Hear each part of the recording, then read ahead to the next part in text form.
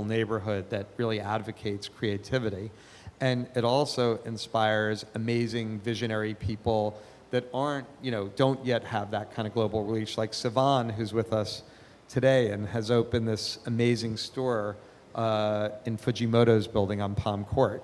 And it's that combination of businesses that are creative businesses that are responding to the fact that they're in this neighborhood about art, architecture, and design that I think is transforming the design district into a really unique, hopefully international experience.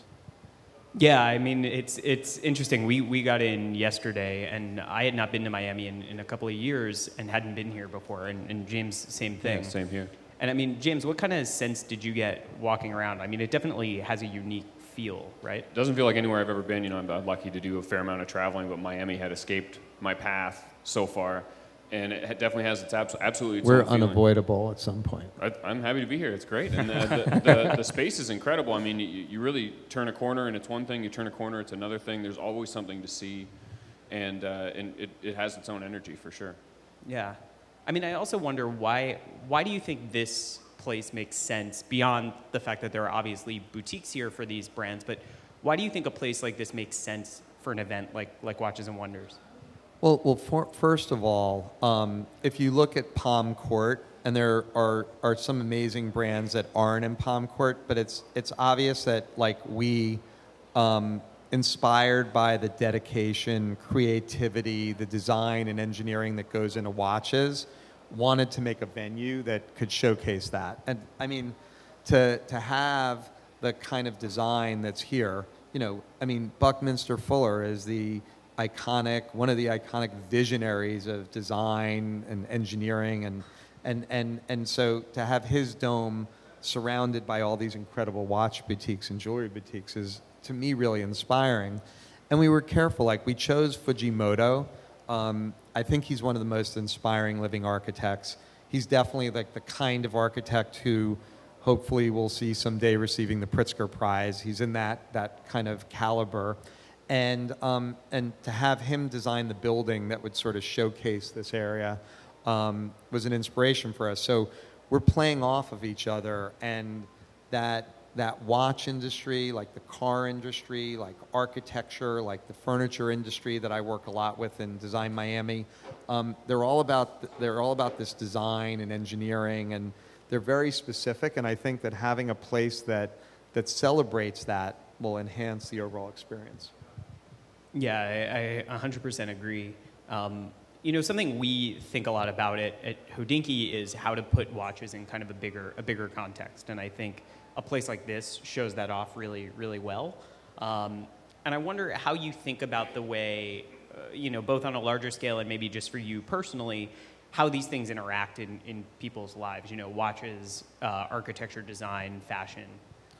Well, watches for me fall obviously into the category of being collectibles. They're not just a luxury product. They're something that you can have. And as a collector of art and design, some people collect wine. It involves connoisseurship. People collect cars. Watches fall into that category where the more you know, the more you understand, the more interesting they become. Some people look at a painting and it doesn't mean anything. I look at a painting and when someone's really inventing something, or they have invented something historically, I respond to it. And the kind of energy that goes into these very small devices, the amount of talent and engineering that goes into them, it fascinates me. Yeah, I mean, I wonder if you can talk a bit about your own sort of taste in watches. I know you've interacted with them both as a consumer, and also some of your projects you've had watch brands involved for things like Design Miami and here. Kind of what's your personal taste in watches like? All right, so first of all, I'm a complete amateur. So I'm not the knowledgeable person, but I find watches fascinating. And as you discover them, there's also watches for different kinds of experiences, and I find that a very cool thing. And watches, which began as a functional object, have also transcended that and become something that's collectible And, calling it like jewelry, it would be, I think, inappropriate, but it goes into this category of like an accessory that makes you feel kind of cool to have. And I admire that. Yeah, I totally agree. I mean, James and I talk a lot about when we both travel a lot, like what's the right watch for the right occasion. And I mean, James, you have something pretty cool on your wrist today. Oh yeah, I've got it's a vintage GMT Master in solid gold, and it's all faded out, super brown, real chocolatey. It's something else. It's a lot of fun. It's not mine. I took it. The person, they're aware that I have it. It might be yours soon, but they're aware that I have it, sort of. But yeah. Well, maybe if we trade, then yours could become mine, We'll just and keep they won't know the where. path? Right? Yeah, they won't be able to This find is it. good. Watch laundry. I'll walk out of here. No one knows me anyway. Sorry, James, you may never see that watch ever again. But I mean, are there any occasions you remember where like a certain watch just felt like the right thing for you, or kind of like enhanced an experience? Well, like today I'm wearing Roger Dubuis' Lamborghini watch, and we're inaugurating Watches and Wonders in Concours. It's like the perfect watch for this moment. Exactly. Yeah, that's great. I mean, you said that when it comes to watches, you're an amateur, but you are also a pretty serious collector of some other things where you are certainly not an amateur. Yeah, let's get some tips on where your what the real core, the heart of your collector gene is. Where does that land? Is that in art? So I always bought furniture, but like thrift shop collectible furniture, and I was fascinated by furniture. I also like going to Salone in Milan and getting the precursor of limited edition collectible design. You could buy like these amazing things by the Campagna brothers. They didn't call it limited edition, but there weren't a lot of them made.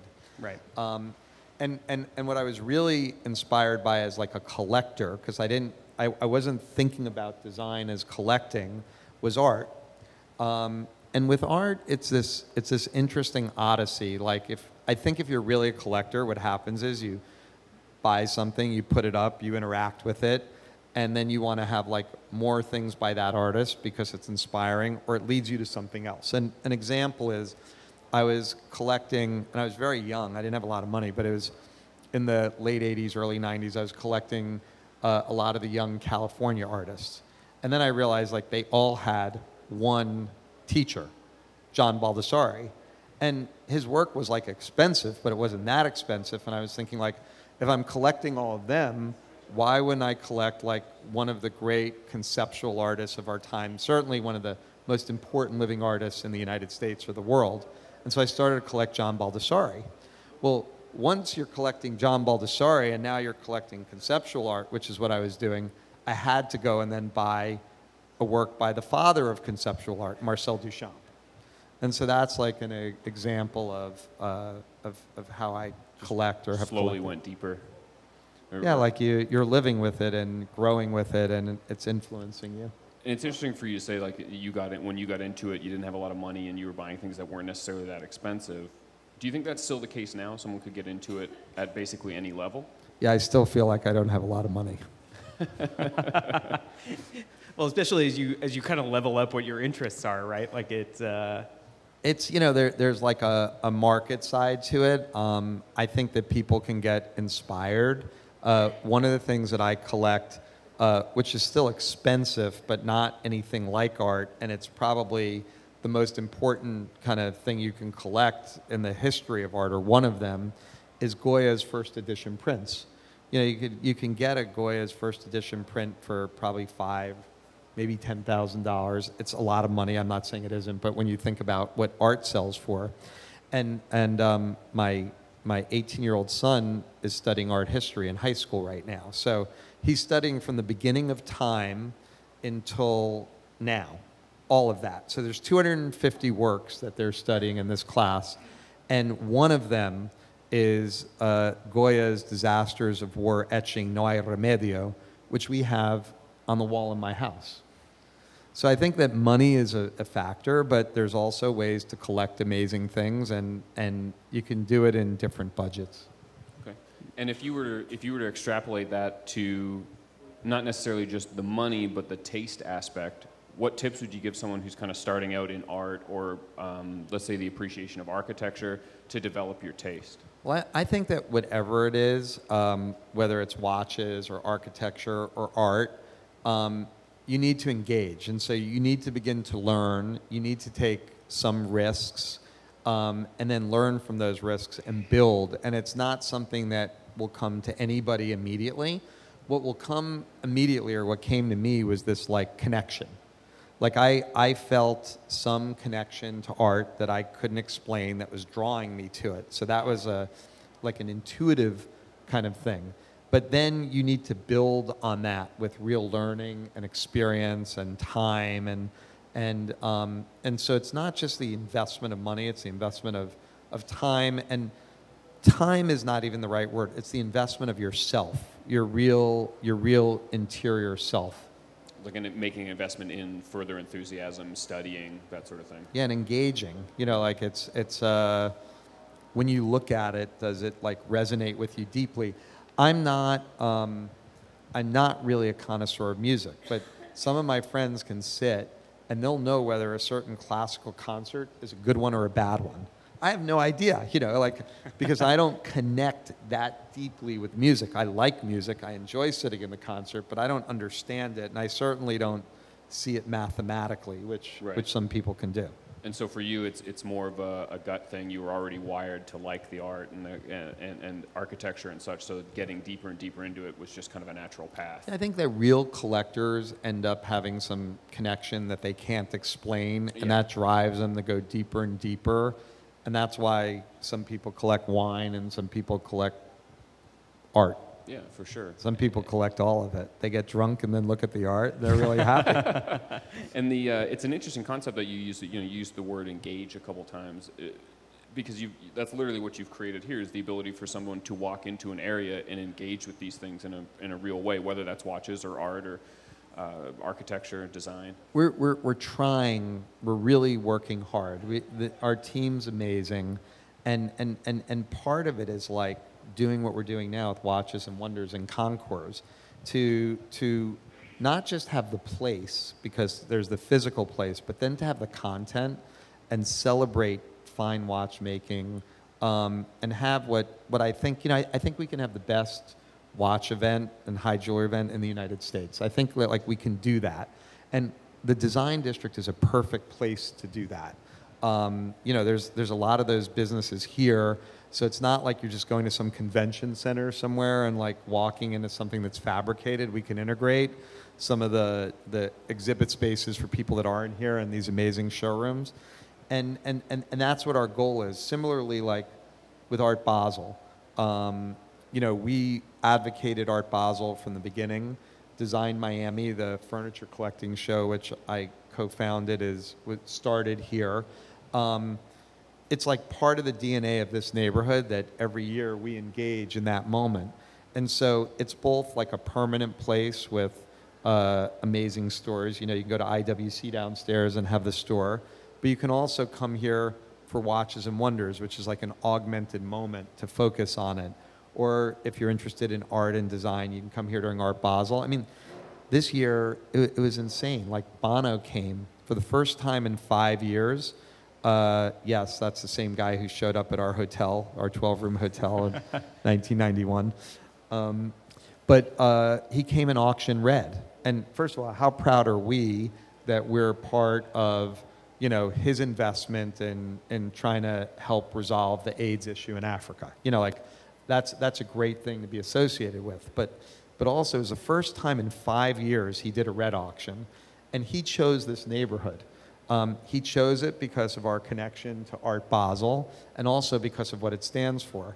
And so, when you do something that's real, ultimately it may not be immediate or it may not be obvious, but you get the rewards. And like one of them was that Design District helped raise $10.5 million for RED, Bono's charity that supports AIDS in Africa. I mean, that's got to make you immensely proud, not just because of what that represents in and of itself, but because of all the work and kind of the struggles to get this to a point where it can serve as a partner and as a venue for something like that. I wonder what has that, I guess, journey been like, and what are some of the challenges that you faced along the way that you feel like you've kind of come through and come out better for having faced? I love it, and it's like the collecting of art. I'll get to the challenge part later, but you know, it's like one thing leads to another. So we're doing this and we want to make this neighborhood work. And so I was with one of the top marketing people at Cartier, and I was like, how are we going to get people more engaged? Like, what should we do? And so he told me that we should get in touch with HODINKEE. And then I called Ben and we began to talk about something to do. And it like took a few years, but now like we're sitting here collaborating, and I mean, HODINKEE is this amazing company, and we're doing something that merits you guys putting your energy into coming down here and collaborating with it and being like part of what anchors Watches and Wonders as an important moment. So what I love is a neighborhood is a place that obviously is about collaboration. Like, it has all kinds of different elements in it. It has businesses, it could have people that live here, people that are visiting, and weaving together that. And the challenge is when you start from nothing, and I mean, it was a great historical neighborhood, but when I started here, the rents were $5 a foot, and it was 50% occupied. So that's more than nothing. It wasn't going to pay for this watch I have on, yeah. You know, but it was more than nothing.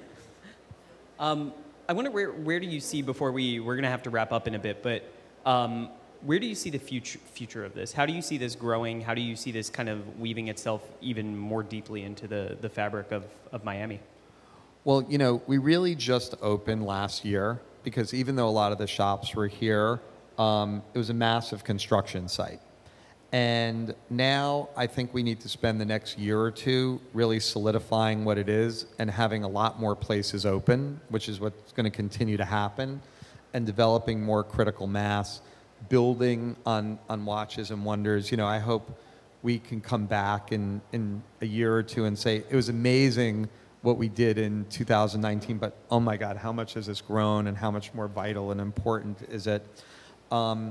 And then we have development rights to build a lot more around here, and I'm starting to, with our whole team and our partners, to brainstorm about that, what that could be. But we can add 2 million square feet of space to this neighborhood in a very small area. And what I think is critical is that each thing that we add makes the whole place better.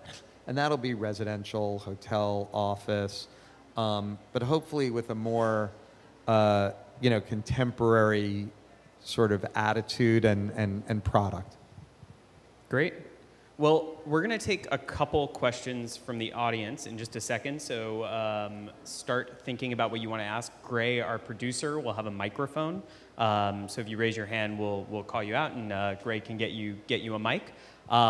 But before we do that, we always kind of wrap up the show with our HODINKEE questionnaire, so just a couple quick-fire questions for you.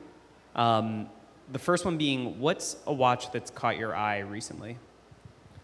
Well, the one that caught my eye this week was the Lamborghini watch, yeah, by Roger Dubuis. Yeah, perfect. Like you said, it's kind of the perfect fit for this this weekend. Cars and watches, that's what we're all about. Next up is, what's the best place you've traveled in the last year? Definitely the Grand Canyon, 12 days. Ooh, wow. That's so cool. That sounds pretty good right about now. Yeah, it was mind-blowing. What's the best piece of advice you've ever been given, and who gave it to you? When I was young, even before I was starting in my business, my father told me that the key is to always try to minimize the downside of whatever you're doing and have a big upside. So that's something that has really stuck with me and helped me in my work. And he's a really brilliant guy, my dad. Great. And then what's your guilty pleasure? Being in nature. Great. I don't feel that guilty, but it's a pleasure. Yeah, I was going to say, that's not a thing one should feel too guilty about. Well, it's a way, though, of disconnecting from the world and not necessarily attending to the things that I have to do. So, like, if I'm going to indulge myself, like the ultimate indulgence, and that's kind of what guilty pleasures are in a way, is to be somewhere in nature, disconnected from the world, like the Grand Canyon, for example. Great. Cool. Well, do we have any questions from the audience? Yeah, right there.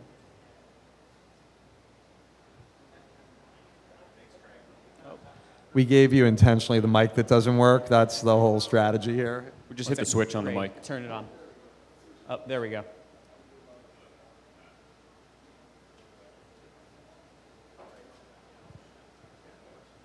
Great. Thanks for hosting us here at this talk today. It's a great area to have, by the way. And obviously, walking in, we saw this incredible geodesic dome by Buckminster Fuller you referenced. And that seems to be this great work that plays a role in shielding the parking lot and anchors the spaces. Can you share with us your philosophy on public artworks? How it's done well, what are the pitfalls? Yeah, just to repeat the question quickly, just so the folks listening at home can hear. The question was about public art and kind of what you think the benefits are and how to properly manage that, I guess. So when I was in my 20s, this legendary attorney in Miami, who sadly is no longer alive, lived as our neighbor, and he knew my parents and knew me, and he had this board called Art in Public Places in Dade County, and it was like, let's say the average age was 50 or 60 on the board, and he wanted someone young, and I was the only one young that he knew that had any interest in art. So I got on this board. And what I learned about like art in public places is that it can be site specific.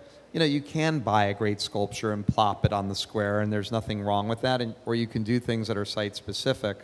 And so if you look like at Buckminster Fuller's Fly's Eye Dome, it's something that I acquired just randomly for my collection.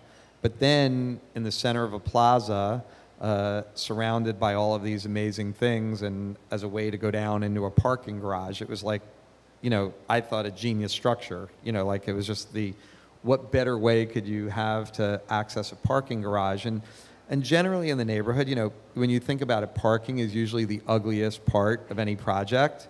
And if you look around here, you want to go to our parking garage, you have to suffer and walk through Bucky's Dome, or you can go, you know, like across the street from the ICA and see the museum garage, or City View has Baldessari's murals on it. And so it's just finding ways where you can optimize the creative side and whatever the environmental needs are, and integrating them. Great. Next question. Anybody else? Savan, ask a question. Come on. Savan. I know, it'll be translated. I know.